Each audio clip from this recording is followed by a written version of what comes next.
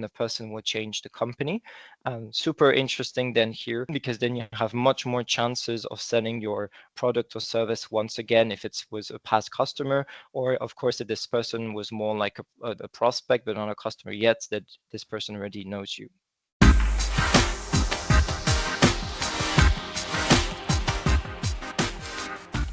How RevOps is been entering a new era. And I want to just go back to the basics of how important your CRM should be and should be a cornerstone of the good efficiency of your operations. So we always want to make sure that your CRM is your single source of truth, your house, where you could really make sure that anything that it comes to activities brought by either marketing or sales, or even anything that it comes to campaigns that you have launched, all of this history and data we want it to be centralized somewhere. And this is where most of the cases CRM is the right place to do such a thing, because then afterwards it's going to provide you all the context behind in regards to particular prospects or even a customer. See if you can identify new opportunities for selling or cross-selling. And this is where things get super interesting if you leverage this. So it's a really a cornerstone, like I mentioned, is really your safeguard housing when it comes to aligning the different departments, marketing, sales, and customer success, but also being able then to track and log everything. And generally speaking, having implemented quite some CRMs, like I mentioned earlier, the most common errors that we have seen are these 6 big topics. The first one is, well, just too much manual work.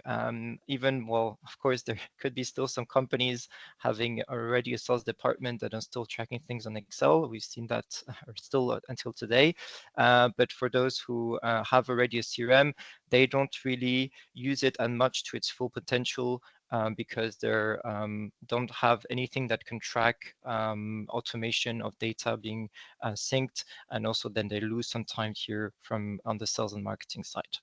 There's the lack of clarity also, where the different departments and generally speaking, the management can't really decide how to move forward about where to allocate more resources about a specific campaign, or like how is it that we're converting as a business through the different pipelines or through the different deal stages, because the reporting is not clearly established from the beginning. And no cross-functionality, meaning that marketing, sales, and customer success work in silos. This, we've seen it quite often, that there's no that much communication, but of course it should not be the case. And we're gonna see a few examples in a moment. No clear steps. This is also something particularly applicable to the sales when it comes to one that we always have the same system to guarantee that the sales process is always working on itself, and that the SDRs or the account executive would know what to do next in whatever amount of time. And then we have data chaos, of course. This is something, one of the biggest topics. Every time a lot of people just say, yeah, our CRM is a huge mess. And so here we have no clear database SOPs that are here being defined and implemented, that can create a snowball effect, because then this is something that you would in the sense that if somebody or everybody starts messing up with the data, it just keeps getting worse and worse, and it's going to be much harder to catch up and fix any mess and data chaos in the future. And then we have missing opportunities. So this is also something very important. If you don't have a clear CRM which is established with the right data, then you don't know how to follow up. You don't know if a customer could have then some other needs. And so this is where you could lose on some more sales opportunities. And then here, so new tools to automate your CRM. That's what I was mentioning at the beginning. You definitely have now a range of tools that can help out with it to your CRM in terms of making a true powerhouse. And this goes from the fact of either doing some integration with third-party tools that can automate, bring in some data congruency, at the same time do some enrichment automatically. And then you can also leverage AI, and this we're going to see at the end of this webinar when it comes to how you can really now derive some clear actions which are made by themselves, which normally can be done by SDRs, or even gather some information like you wouldn't be able to do with a traditional database tool. So all these kind of things now is possible, and this is where things can get super interesting and super effective for your revenue operations. Now, how to turn your CRM into a powerhouse. So we're going to explore in this webinar like 5 key pillars. The first one is CRM foundations, just sending back the basics, making sure that you have everything there when it comes to CRM, which is well functioning. The data enrichment, which can nowadays be easily implemented, and where you can then really transform your CRM into something very powerful, especially for your sales or your upselling process. Then you have the systemized tracking, where we want to make sure that everything that could be tracked is tracked, and that could really serve you afterwards for further decisions that you can take. Operational efficiency, how things could work out between sales, marketing, so the different departments, and so how to automate some of these processes. And then these sales agents, like we starting to call that ourselves, which is like leveraging AI or like some specific events and signals that you can then push back into your CRM that would provide very insightful information or even unique advantage in terms of information in comparison to your competitors. Let's go into CRM foundations then. What is going to be important here is just making sure that, well, actually, there's a lot of people, companies that when we start implementing a CRM for them, they're actually not that clear about their own internal processes. And that means trying to understand from the moment a contact or record, or it could be also a company, is created in your CRM, how does this record go through the whole of your of its customer journey. And this is something that we've seen many times, that we always need to set these basics from the start before actually doing any setup in your CRM, and so doing any reflections of this process that would now be very thorough and systemized. And so this is definitely something that you want to have a look at from the beginning, where you would just create a simple workflow, such as like on Miro, something like this, a blueprint. You basically just list what are all the different ways a person or a company could be created in your CRM. And then afterwards, then you would create some scenarios on how this record would go through marketing, or then typically through sales, in terms of being more qualified and converted until you would create a deal. And then at the end of the day, you would put it at closed won or closed lost. So this is something super essential, because then afterwards it's going to be much clearer for you how to define your sales pipelines, how to make sure you have a very functioning lead nurturing system, etc. And then more concretely, there's this dimension of lifecycle stages. Have you actually heard about such lifecycle stages, or are you already using this? Yeah, I see some people nodding. Okay, so basically, this is like a very important notion, because it's like, think of it as some sort of a dimension. It's like typically a property in HubSpot or in other CRMs like Salesforce, etc. And it's kind of telling you at a glance where a prospect is currently standing in its customer's journey. So it's kind of like a dimension which is going to be used across the different departments and functions. As you can see here, marketing, sales, and customer success, as you go more down the funnel. And it's basically telling you how qualified a lead is throughout these different stages until you can pass it over to the next department. So typically here you have then the very beginning, where a lead could be created either because it just simply subscribed or because they filled a more important form on your website. until the moment that you have more information about how they would be considered more as qualified, because they even just fill the book a demo form, and then you would be passing this over to sales, where here they will be taking the time in reviewing and qualifying even further this prospect, because then you would use typically a framework to identify the needs, if they have a budget, etc. And then if this is done, then you create a qualified, then you create an opportunity. So you would create a deal so that you can further go and do some negotiations until you close this deal eventually. So this is like kind of a very important notion that you would find by default in the most important CRMs. And it's something that we strongly recommend in using it to its full potential. And because then again, you will be able to see how to work between different departments when it comes to passing over leads from one end to the other. Monitoring on a granular level then, because here we're talking about more of a overview when it comes to using lifecycle stage, but then depending on where the prospect is currently standing, you still want to know exactly in more detail what's the situation about this prospect. And this is why there's like different other dimensions in the CRM that you would use. So you would have more on the top of funnel this property called lead status, which is more trying to understand exactly where the person is standing. And it could be because, well, this person is completely new because it's been created in your CRM. It could be that this person is currently in dialogue with sales because you're still figuring out in booking a call. Then of course you have the lead status call booked, etc. You can also use this property to disqualify people. So this is also a very handy property. And then to the moment where you have an opportunity which is clearly identified, then you would create a deal. And this is why you would have these so-called deal stages in your pipeline. And this is where things get also interesting, because we want to understand on the psychological stage where the prospect is currently in.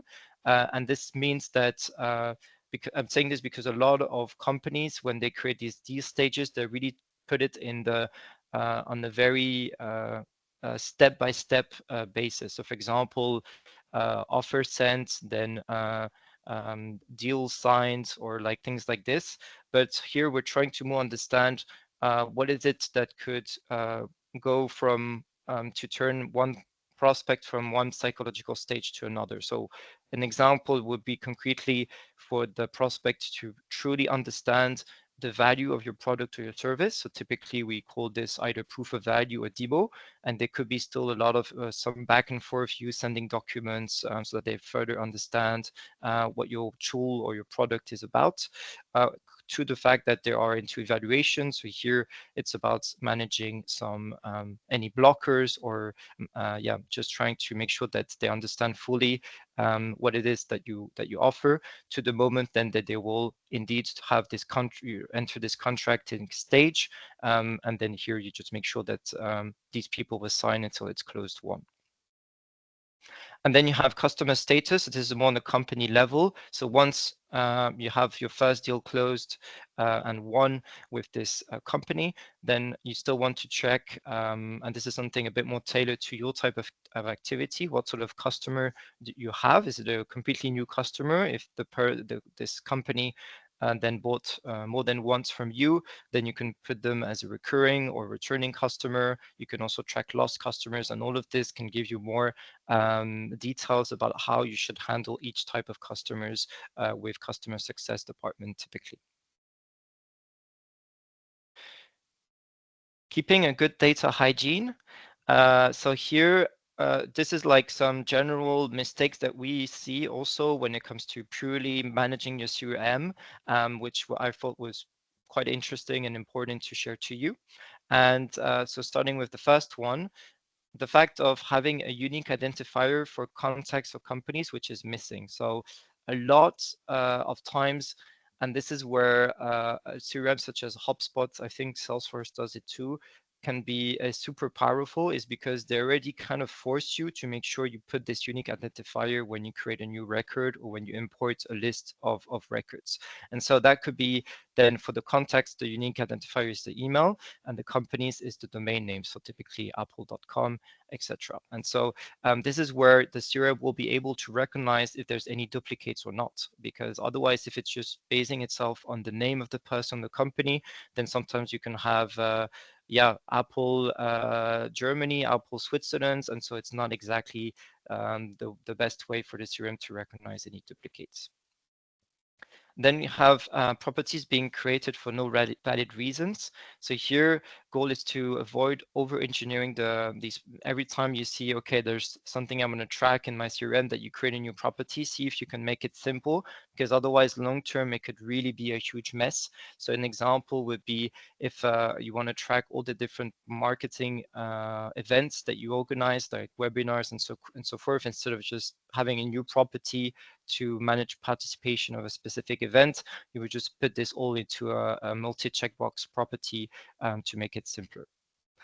And then, just a question of tracking, having your salespeople not connect the email address or calendar or even meeting link. This, of course, limits drastically the activity logging. And so you will lose quite focus on where the person can currently stand. Not checking the quality of your CRM database. And so that's because up to 30% of your data becomes outdated annually. So it's a huge number.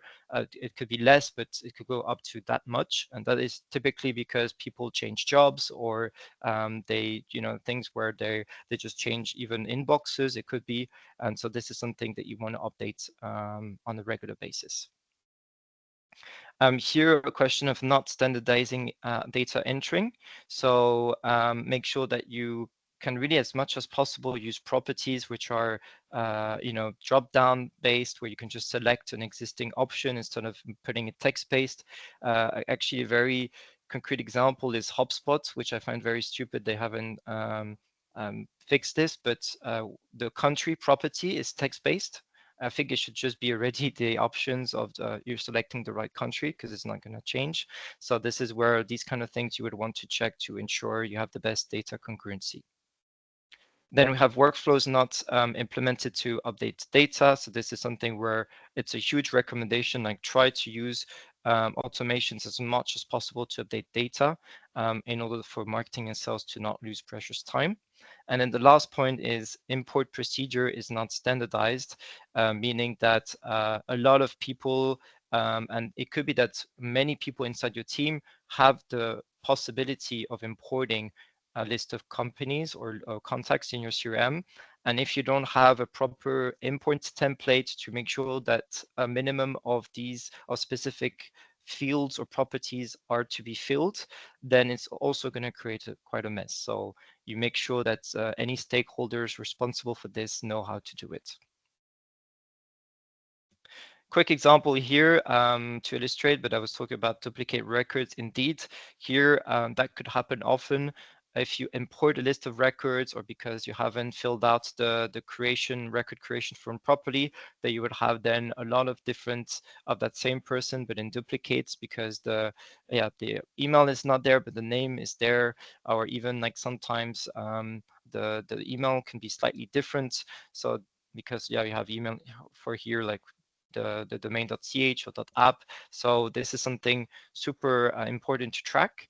And regardless of that works for like the biggest CRMs out there, but you have this very handy tool called InCycle that can really help you organize and clean your data better. So they have these sets of ruling that says, okay, if the name is exactly the same, but then the LinkedIn profile is the same, but the email is missing, you could still merge them because it would still be considered as the same person. So this is also a good, a nice tool that I would recommend to keep a good CRM hygiene over time. Okay, so that's about CRM foundations. Any questions here so far? So far, so good? Okay, cool.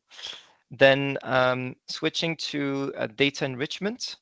So this is like it's not so new yet. Now there's quite a new wave of how you can do an enrichment and an ongoing enrichment inside your CRM. So About 82% of companies face challenges with CRM data quality. So that is huge. And this is something where, of course, it makes total sense that, and we know it, that sales just can't be bothered to just fill in all the required data. That happens quite often. And so what you want to do is that you can put in some systems that will help you, the records to be automatically enriched.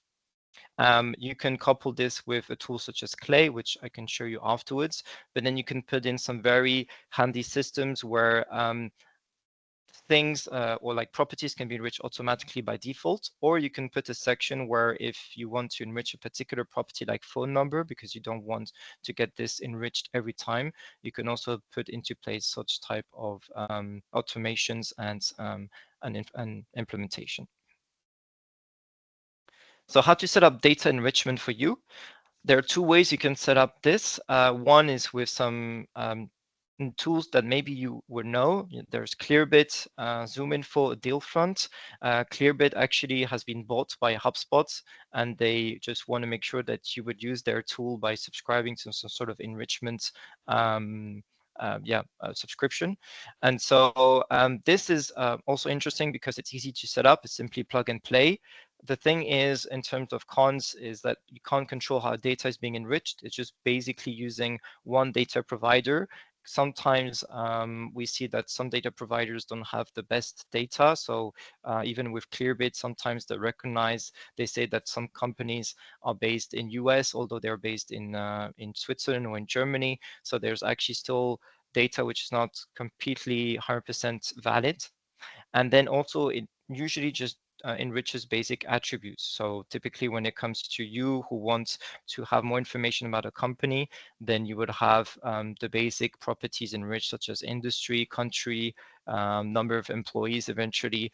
But it could be that you want much more unique data points for you as part of your business to understand if a company is a match or not to your ICP. And so an example could be, I don't know, the number of Google reviews, the number of LinkedIn followers. It could be the number of properties managed by real estate agency. There's so many things. And this is where things get really interesting, because then you can do some tailored enrichments with some new gen tools such as Clay or Persona.ai. They're pretty much, both of them are data enrichment tools, which I can show you a quick glimpse just afterwards. And here you can really decide what type of data providers to use to enrich which data points. And then you can use and leverage AI to enrich unique data points. So this is where things get super interesting. And so thanks to like tailored enrichment tools such as Clay, you can get almost any kind of data. So a concrete example is the way these kind of tools work is you will be able to see, okay, find me the email address of this person. And so instead of just tapping into one tool such as ZoomInfo, it has access to like 20 database providers that would then see which one has the email address, and then we do some sort of waterfall system of checking out all these different database providers. So this is where things can get super interesting. So you're not just basing yourself on one database provider, but more than 100, depending on the type of data you want to find. And then, like I mentioned, you can use AI to find typically the company industry. It could be that you have your own list of industries that is not the same like the one provided by LinkedIn, for example. And here you can use AI to categorize based on the description of the company. So here, instead of you as a sales to be manually updating this yourself, then you would be able to use AI for that. And you can even go for some more complex ones, such as the company's current challenges by visiting some specific pages on their website or something like this. So this is where it's really nice. I just wanted to show you like concretely how it works here.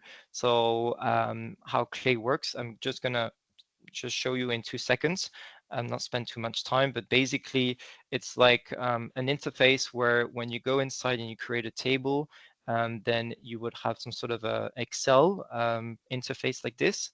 And so all these different columns where you see where there's some logos are columns where they can enrich themselves automatically.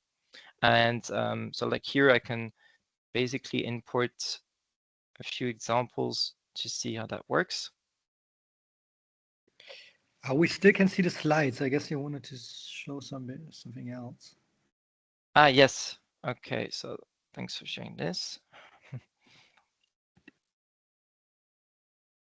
Give me a sec. Yes. Can you see the? Yeah. Okay. No, it's perfect. Thanks. Thanks for telling me. And yeah, so here then I'm just re-saying it looks like it's an Excel file, and with these different columns, these are things that could be enriched by themselves. So I'm just going to show you some quick example with like a set of companies I'm just inputting. So as the moment I'm putting these two inputs, then we can start to enrich automatically these companies with specific data points. And then at some points, then I want to see, yeah, what is the LinkedIn industry, how many employees they have, even where they're based, their country. What is going to be interesting also is knowing if the company has HubSpot. So we're actually tapping into different database providers, like I mentioned, maybe those who know there's SEMrush, and then from there we can get even the traffic of last month's visit from that particular company. And then here we're using AI to find data that we don't usually can find easily through database providers, from the simple fact of assessing if a company is B2B, B2C, or both, to what could be the main ICP of that target account. So there's a lot that could be done, including asking AI to find who is the CEO of the company, and then finding the work email of that person all at the same time. So this is the sort of thing then can be connected to your CRM. And then thanks to this, you have the possibility of really deciding what sort of data you want to get enriched, and then pushing it back into your CRM. So here, of course, we have our own with the integration of HubSpot, but you can do it with Dynamics, with Salesforce, and then even with some smaller CRMs such as Pipedrive, etc.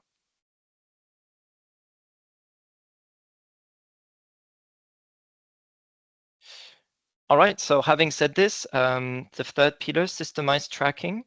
Uh, One thing that's it's pretty sounds very straightforward, but it's really something that we feel like it's never enough. It's really being able to track everything. Typically, here what we really recommend is going for a CRM that really makes sure that you have some place where you can leave some notes, or that they can log some activities. Because here again, we want to make sure that your CRM is your single source of truth. So here, the reason why we like CRMs such as HubSpot or others is because they have the possibility of aggregating activities of different departments. So you can definitely send an email marketing to somebody, and then afterwards be able to see if this person opened this email or not, and then decide how interesting this person could be to further qualify. It could be if this person visited your website. It could be, yeah, all the different marketing events a person participated to. So there's a lot, because then all of this is super valuable information over time, where you can even derive some sort of a lead scoring, or like some sort of qualification automation, where you say, okay, if this person did this action and also had this action, then it is interesting enough for sales to reach to that prospect and starting to do further qualification. One thing that has been also quite neglected is source tracking. So this is something very powerful when it comes to you being able to understand from which acquisition channel a lead came from before being created in your CRM. So typically when a person is coming through the first time on your website, and it fills out a contact me form, or any other lead generation form you put there, then we'll be able to know if this person comes from Google, if this person actually was a personal network, if somebody from your personal network in the first place, etc. So you would want to set up some properties when it comes to source tracking that would help you then systemize this over time. And it's all a question of how your CRM can capture this data, or if you would be able to push this data to your CRM. So most of the time, what can be automatically tracked in terms of source is anything in relation to inbound. So organic search, if this person comes from LinkedIn, this is all the sort of thing that can be automatically tracked, and then coupling with other sources that the CRM won't be able to know where it would be coming from when it comes to leads. So it's typically everything when it comes to if you generate a list of leads from outbound lead generation, then you would put the lead source as outbound cold emailing, because this would be the first type of touch points that you would have with all this list of leads. So why do we need this? Because this is also very important. Then you can distribute leads also here to see if depending on the type of channel, you can then really aggregate this even better and then segment and distribute it better. You can enroll your lead in dedicated lead nurturing flow. So people coming from organic search maybe have different needs or different perception of your branding than if a person will be coming from another source. So there you can then do some dedicated workflows there. And then even more importantly, you can derive some reports indicating which channel is the most performing. So let's say that if a person really, well, I'm going to say it differently. Let's say that you will be able to see if most of the people who would have a deal created in terms of leads will be coming more from because they are from Google, because they searched you online, or is it because you cold called them, etc. So this is going to be super useful for your decision making afterwards, because then you'll be able to say, okay, so let's double down now into Google Ads, because then people are actually more into coming through us through organic search, and this is where it's converting the best. So this is like an example of how the sort of reports that you can derive afterwards. So here you will be able to see within the past quarter all the people that would have converted from one lifecycle stage to the other. So typically all the leads, and then see how many of these people coming from direct or organic social or referring websites would be then converted into further down the funnel with sales qualified, being a sales qualified leads, or all the those that where you created a deal out of it. So here, typically, we have a lot of deals created coming from leads that were initially generated through events that we organized. Last thing about tracking, which is interesting, is all this topic of tagging, which is a notion that we tend to introduce most of the time. So it's really trying to not just syncing the emails, that's conversations that happen between a prospect and a sales, but really trying to understand and store somewhere what are all the types of initiatives a prospect has been through, so that you can really have an even further and thorough comprehension of the background of this person, and then of course the context, so they can do better relationship management with that prospect.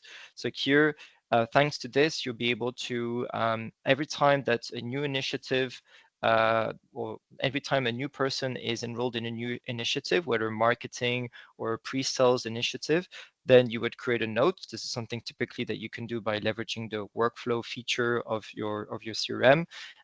Or you can use third-party tools to do such automation, and then you would be able to see, as you can hear, like a whole history of things that happened. So this person raised a round. It's part of a company that recently raised a funding round. Another one is and then at the same time, before, this person was enrolled in a survey that we sent in an outbound campaign. Another one, yeah, this person was actually present in a event, a startup days event in Switzerland. So all of this is going to give you a very useful and comprehensive reporting, and yeah, it can help you a lot across the different departments. All right, then operational efficiency. So here, what is going to be important is just trying to also understand how the CRM can really push and help different specific departments. So here, typically, there's of course the one about marketing, and what we want to achieve as a marketing department is, well, different things. We have the fact of putting a system into place to identify when a lead is qualified enough to be passed over to sales. So identifying indeed all the things about tracking if a person filled a specific form, etc. Being able to set up automations to manage communication, subscriptions, and blacklist if a person subscribed to to your newsletter, making sure that you can automatically determine afterwards if this person would be considered as still receiving your newsletter after opting out or not. And this is, of course, very important in compliance with GDPR and the equivalent of the FADP in Switzerland. Making sure you have any type of marketing activities, like I've shown just before, logged into your CRM with this sort of tagging system. Track the lead sources to identify conversion links and growth levers, and then automate lead nurturing as much as you can, where things, of course, can get super fancy and complex, but still, if that makes sense for you to being able to automate this in order to increase the chances of conversion from one lifecycle stage to another, then it's definitely worth putting into place such type of lead nurturing workflow or just automations in general. CRM to optimize your sales process there on this side. So here, there's quite a lot. I've already mentioned a bunch, but here, just to realign, we want to make sure there's always a next step that is pursued by the SDR and or an account executive, so that you can always make sure that your leads are always being worked on. You provide enough data from a lead to be manually disqualified. So this is coming from the data enrichment part, where you can definitely have the possibility of getting more information about a person that is new in your CRM. And this is gonna, instead of sales to search online about more about this particular prospect, then this could be done automatically in order to do further qualification and disqualification. You can define clear frameworks on how to identify the needs once you do a first call with that person. So the typical sales playbook. So these are the sort of things that you can include by default inside your CRM with like snippets of what you call this, the band framework to identify the budget, the authority, the needs, to see if this person is actually, if it's worth following up with more information, or like going into a second demo call. And then creating tasks, as you can see, like quite some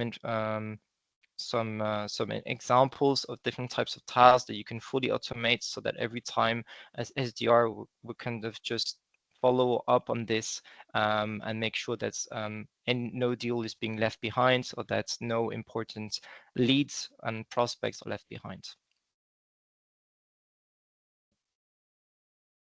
Set up insightful reports. So this is definitely something that needs to be implemented when it comes to making sure you counter the lack of clarity inside your business. And we always recommend to put into place at least then 4 dashboards, so that you're starting to have a minimum of comprehension across your different departments. So here you have the marketing dashboards, the sales dashboards, the upsell dashboard, and delivery one. And typically, marketing and sales dashboard is something that we can see quite often being set up. But the upsell dashboard to identify new opportunities across clients is something that we don't see that often. So it's something that could really help you out a lot. And then the delivery dashboard, it's more about making sure that client onboarding and satisfaction. So, for example, tracking your the NPS, if you're sending an NPS survey regularly, or something similar, that you could also do this inside your CRM and create some dashboards here to then do in liaison with the customer success department. Some questions so far? There's like a lot, I know, but I just wanted to share as much as possible. Yeah, I think if there's something, of course, feel free to jump in. Otherwise, we just go into the last pillar, which is sales agents. It's kind of a new pillar, so to speak, because, well, again, all the things that AI brought really made it that you can unlock a whole lot of new things, which, of course, the objective being of automating more and delegating some work by SDRs automatically, so that you don't have to spend too much time here. And this all comes out with a series of things. So ChatGPT, where you can just ask some questions and like even now create some reports or make some, just being able to create even some presentations about a specific topic. Now AI has the possibility to manage and just handle some tasks by themselves, which something that before was just there was a human brain was needed. And this is why we call them now as so-called agents.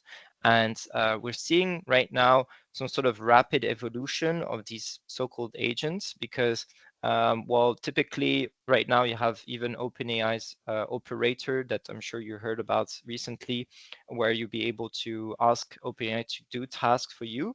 But this was really some sort of a horizontal agent where you can just ask this agent anything, right? From booking your trip to something else. But now we're really going into the direction of vertical agents where you will be able to, and it's actually already the case now, to basically set up a series of tasks with enough context and enough speciality from this AI that it's really in regards to one specific department. And so this is why right now the most straightforward type of vertical agents that we see is the sales agents, because it can automate a lot of SDR work. I will show you just in a moment what there is. Actually, I think it was yesterday or 2 days ago, OpenAI secretly announced in Tokyo their first sales agent, where if a person would fill out an inbound form on your website, then the OpenAI will take care of analyzing, researching the person, the prospect behind, automatically do the qualification if it's disqualified or not, and if it's qualified, then check the calendar of the SDR and start reaching out through email to do this schedule this first call. So which is pretty crazy. So yeah, we're already seeing this, and here's like some other types of sales agents that you can set up, and that can be then tracked and then logged into your CRM. So this is kind of a very basic one, but still it's interesting. It's about website visits. So the EU makes it that you're not able to identify, of course, the people who are visiting your website. However, it is possible to track when somebody from a company, so like more like identifying the company behind the person visiting your website. So it kind of gives you already a good start, because then if you want, you can put this into a data enrichment tool such as Clay, and then find somebody that would fit in when it comes to the persona you're reaching out to. So here it would be the CEO, or it could be a sales leader, and then you can start already to do some sort of an outreach from the SDR, especially if this company has watched or have visited particular web pages on your website. So here we can see that this company so generates more leads as a topic. So we definitely can prepare some sort of a tailored outreach here, saying if they're thinking about improving their lead generation, or if this is a current challenge right now at the companies. Then we have the job change. So this is also pretty nice, where you can be able to identify from all your list of existing customers, opportunities, even just your whole database CRM in general, when a person will change the company. Super interesting then here, because then you have much more chances of selling your product or service once again if it was a past customer, or of course if this person was more like a prospect but not a customer yet, that this person already knows you. Then you have the new hire, the fact of tracking any people who recently started a job within your company in your CRM. Your ICP, and then being able to push this into your CRM. So here we want to see any people like who are a sales leader, or who is a CRM owner, or like director of growth, who recently started a job in Switzerland or in Germany, as part of predefined sets of filters on the company level. So typically related to the tech industry. And so here, this is something that we can use. We can basically get the email behind, and then just included, created as a new record into the CRM, where here we would get a tagging note where we would know that this person has been recently starting a job at this company. And so here, of course, it gives you some very interesting types of outreach when it comes to you being able to help this person who just started into completing their first objectives with your product or your service. Another one is job offers. So this is like another type of signal and intent signal, like we call it, where basically every time a company that is part of your target segment is looking to hire somebody, it could be also a good reason, a good timing for you to reach out. And the very nice thing about it is that here you can even analyze with AI. So you would push this sort of list of job offers into a data enrichment tool like Clay, and then ask AI to analyze the job description.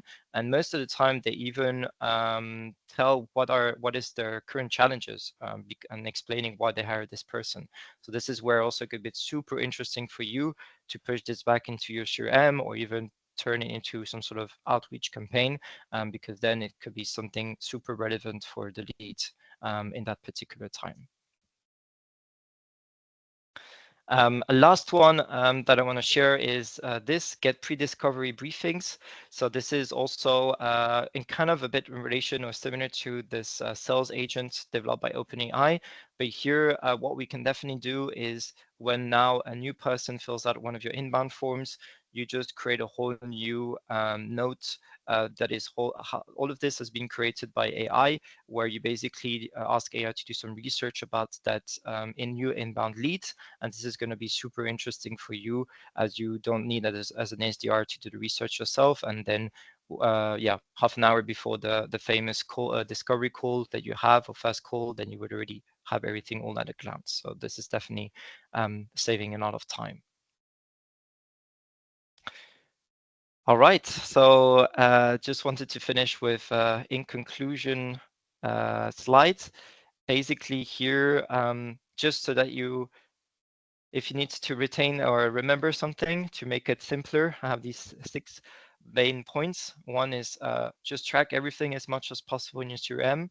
Automate as much as possible with your workflows or like external automation tools.